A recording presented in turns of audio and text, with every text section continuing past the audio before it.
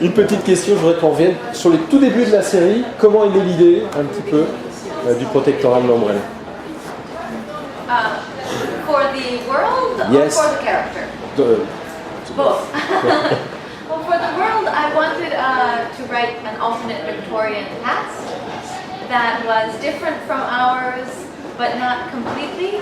So I thought about how Victorian scientists would react if werewolves and vampires were actually existed, and how they would try to study them and cut them open and fit them into their ideas of how the world works.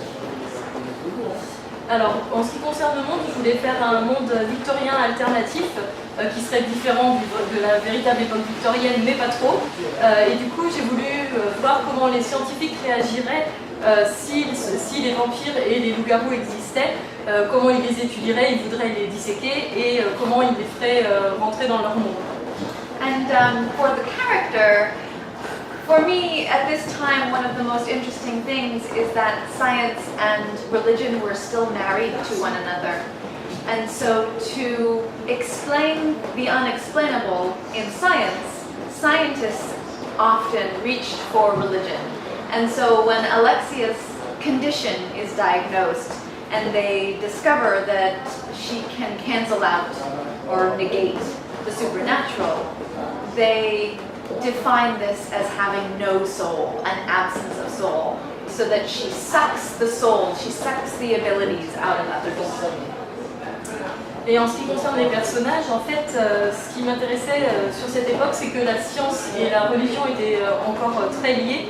Et du coup, pour expliquer l'inexplicable scientifiquement, les scientifiques allaient chercher des explications dans la religion.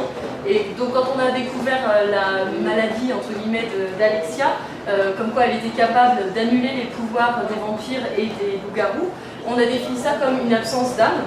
Et donc elle a la capacité, quand elle touche un vampire ou un loup-garou, d'absorber leur âme et que du coup ils redeviennent humains. Est-ce que c'est un plaisir d'avoir un personnage comme ça qui évolue pendant plusieurs romans? Vous en êtes à 5.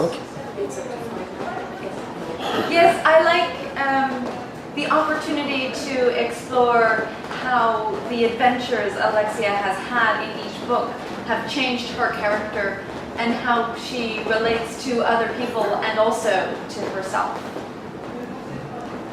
Alors oui, moi ce que j'aimais c'était avoir une chance d'explorer justement comment les aventures qu'elle allait traverser, Alexia, comment ça allait la changer et du coup ses rapports à elle-même et aux autres.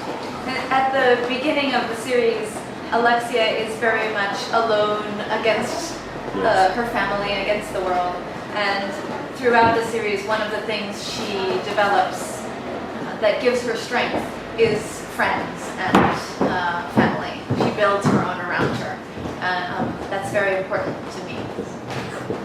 Et en fait, au début de la série, Alexia était seule face à sa famille et face au monde en général. Et au fur et à mesure, elle s'entoure d'amis et d'une nouvelle famille à elle. Et pour moi, c'était ça le plus important. Vous avez encore envie d'écrire d'autres aventures? Comment est-ce que vous la voyez évoluer, Alexia?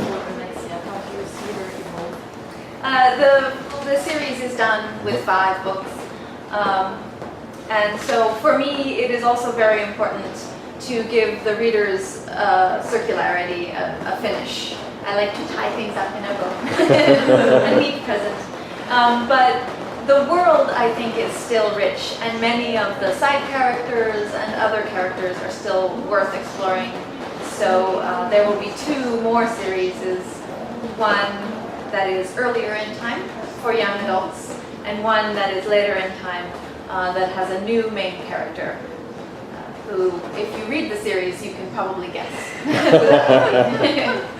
Alors en fait, la série est terminée avec 5 livres. Pour moi, c'est vraiment important de donner une conclusion à l'histoire, de vraiment bien présenter ça avec un petit nœud sur le dessus, et c'est un vrai cadeau. Vous avez la fin.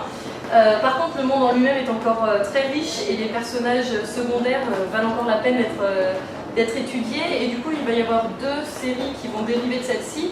Une qui se passera avant le début de la série et qui sera pour ados, et une qui sera après cette série-là. Et si vous avez lu le livre, vous devinerez de qui il s'agit comme personnage principal. Donc c'était justement ma question, parce que j'ai vu ça sur votre site. Qu'est-ce que vous pouvez nous dire sur ces deux nouvelles séries? The young adult one that is earlier in time, I'm writing now, and I will finish that one before I start the next. And that one stars a strong young female character. She is different from Alexia. She has no special abilities except that she is an excellent spy. She's an excellent observer and manipulator. And she is recruited to go to a school for young ladies that is really a spy espionage training academy.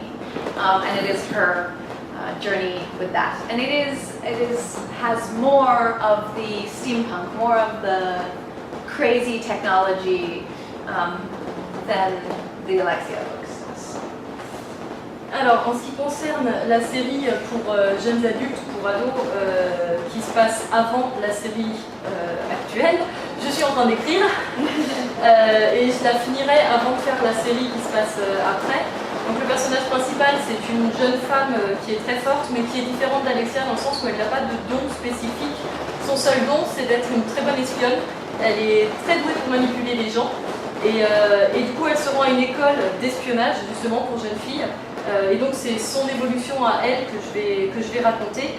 Alors, cette série-là sera un peu plus steampunk, un peu plus portée sur la technologie que les histoires d'Alexia. And the series after that, the next one, is about a crew on a dirigible who are sent by Queen Victoria all over the world to different parts of the empire, which is beginning to crumble, it's beginning to dissolve. And they are supposed to fix things. They are when the army is no good, you have to send in this and they get into trouble and silliness. They don't do very good. Donc en fait, c'est la série qui va se passer après l'histoire d'Alexia. C'est l'histoire de toute une équipe qui se balade en dirigeable, qui sont envoyés par la reine Victoria dans différentes parties du monde parce que l'Empire est en train de s'effondrer. Et ils sont là théoriquement pour régler tous les problèmes. Donc en gros, quand l'armée n'y arrive plus, on envoie cette équipe-là, mais bon, il leur arrive toujours des problèmes et ils sont pas si doués que ça en fait. Une petite question sur le steampunk, justement. Comment est-ce que vous voyez le genre? Beaucoup d'amateurs de steampunk aiment beaucoup vos livres. Je sais que vous venez d'être interviewé pour un guide de steampunk qui va sortir en français, que je vais éditer. Et donc votre rapport au steampunk? I fell in love with steampunk first as an aesthetic, visual movement. I didn't know that there was a literary side. I mean, I knew of Jules Verne and H.G. Wells and the Godfathers, but I didn't realize that you could write it until I started to write this series, the Alexia series, and then it was a revelation that it was a genre. And so I am very immersed in the steampunk culture back home, and I go to steampunk events, and we have many gatherings in the United States, so I go in. There is music, and there's a whole cohesive group. Yes. Alors personnellement, je suis d'abord tombée amoureuse du steampunk par rapport à l'esthétique. Je ne savais même pas qu'il y avait un courant littéraire qui y était lié. Bien sûr, je connaissais Jules Verne et H.G. Wells, mais bon, je ne pensais pas qu'on pouvait en écrire en fait. Et ce n'est que quand j'ai commencé à écrire l'histoire d'Alexia que j'ai eu une révélation et je me suis rendu compte qu'il existait un genre, que je pouvais écrire ce genre-là. À la maison aux États-Unis, je suis complètement immersée dans la culture. Il y a des événements steampunk, il y a des conventions, il y a de la musique steampunk, et donc je baigne dedans en fait. Est-ce que vous verriez, ce sera ma dernière question, écrire autre chose que du steampunk, justement? Absolutely. Yes. I have read science fiction and fantasy my whole life, but it took me much longer to discover science fiction because there was no young girl hero in science fiction for me. So I want to write something like a female Heinlein. I want to write a young, strong female character in space. I want to explore that. So that is one thing. But for now, I am happy staying and writing steampunk. Most of my stuff, regardless of when or where, is likely to be light, to be funny. I find that appealing. So. Alors oui, j'ai lu de la science-fiction et de la fantasy toute ma vie, mais il m'a fallu plus longtemps pour arriver à la science-fiction parce qu'il n'y avait pas beaucoup d'héroïnes justement, parce que moi je préfère lire des trucs où le personnage principal c'est une fille. Et du coup, moi ça me plairait bien éventuellement d'écrire quelque chose sur une femme forte dans l'espace. Mais bon, pour l'instant, je vais rester dans le steampunk. Et de toute façon, quoi que j'écrive, quel que soit le genre, ce sera toujours léger et drôle. Merci beaucoup.